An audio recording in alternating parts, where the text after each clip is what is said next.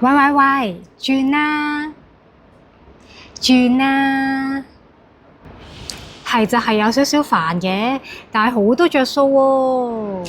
你唔係話想去旅行嘅咩？你唔係話想去日本睇櫻花嘅咩？無啦啦多幾萬蚊喎，請埋另一半去都得啦。你唔係話想買包包咩？香奈兒、愛馬仕，幾萬蚊唔捨得買，銀行送俾你又點睇先？今日咧想同大家分享一下我轉按嘅經驗喎。轉按咧，即係將你而家供緊層樓咧，由呢間銀行轉去嗰間銀行。只要睇準時機，每2年做一次，分分鐘可能供樓又供少咗，利息又可能俾少咗㗎。銀行咧仲會送幾萬蚊俾你使，冇理由唔要啫。想知點操作，記得睇到最後啦。喜歡我哋嘅影片，記得 like 同 share 俾身邊嘅朋友。最重要就梗係訂閱我哋嘅 YouTube Channel 匯創360啦。點解要轉？原因一，回贈。好似銀行出雙糧俾你咁，送幾萬蚊俾你使喎，送嘅喎，你唔想要咩？申請按揭係煩㗎，點解會有動力每隔2年就轉按一次呢？其實咧，一個最直接嘅動力咧就係有回贈啦。市場競爭咁激烈，銀行咧為咗搶客會有現金回贈。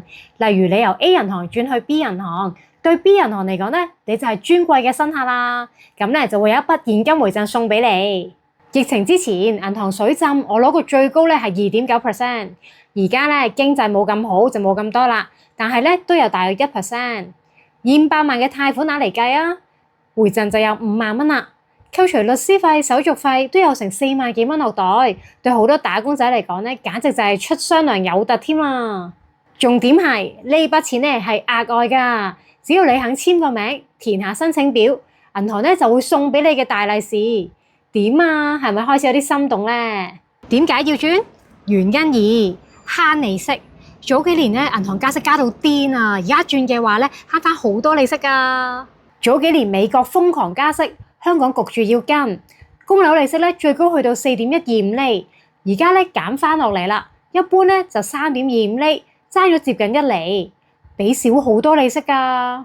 以500萬嘅貸款計算，如果利息係4.125厘，每個月嘅供款咧就係24,000幾蚊啦。咁頭2年嘅供款入面咧，每個月嘅利息咧大約佔咗17,000蚊喎。咁總利息咧大約就係201,000幾啦。如果利息係3.25厘，每個月嘅供款咧就係21,000幾，每個月咧供少2,000幾蚊。頭2年供款入面咧，每個月嘅利息咧大約就佔1.3萬，總利息咧大約就係157,000幾啦。攞完5萬蚊現金回贈，又再供少4萬幾蚊，前後相差成10萬蚊喎。你真係唔要？食咗佢好過啦。講到呢度，相信有人會話，供樓頭幾年嘅利息特別高嘅喎，轉按咪即係重新再供過，咁利息唔係會多咗嘅咩？錯晒啦！你試下開個按揭計算機計下就知㗎啦。用翻頭先500萬貸款做例子啊，供咗2年，剩翻479萬幾。假設你轉按嘅時候唔多唔少，一模一樣，借翻479萬幾，供28年，你睇。每月供款額、利息都係一樣㗎，冇多到㗎喎。點解要轉？原因3，套現。如果頭先嗰2樣咧都係少着數嘅話咧，轉按套現就真係大茶飯啦。早2年買樓，樓價好低，估值好低。而家樓價升咗，估值升咗，按揭餘額咧又跌咗。呢個咧就係套現嘅黃金機會，將死資產變成活資產。如果你層樓係好耐之前好平買落，仲勁。例如你層樓之前600萬買翻嚟，借咗70%，即係借咗420萬。假設而家層樓嘅估值升到700萬，你又供翻70%，即係可以借490萬。490萬減420萬，即係可以套現成70萬啦。例如之前使大咗，爭落幾十萬卡數，呢個咧就係翻身嘅機會嚟啦。卡數利息20幾厘，而家可以一次過清晒。利息係3.25厘，仲可以分成30年還添。又或者有人生計劃，想做生意、想結婚、想裝修，需要使幾十萬，轉按套現咧都係一個好方法嚟㗎。好多投資者都係趁呢個機會用磚頭套現。無論投資又好，做生意又好，如果冇資本，關你鬼事咩？呢個時候咧，你就可以轉按套現啦。套現筆錢買多層樓又得，買匯豐、買 Tesla 股票又得。投資有咩把握，咪投資咩咯？呢啲就係錢揾錢啦。但係記住，套現後貸款額增加，每個月嘅供款咧就會高啲啦。千祈唔好過度槓桿，還得到先好借啊！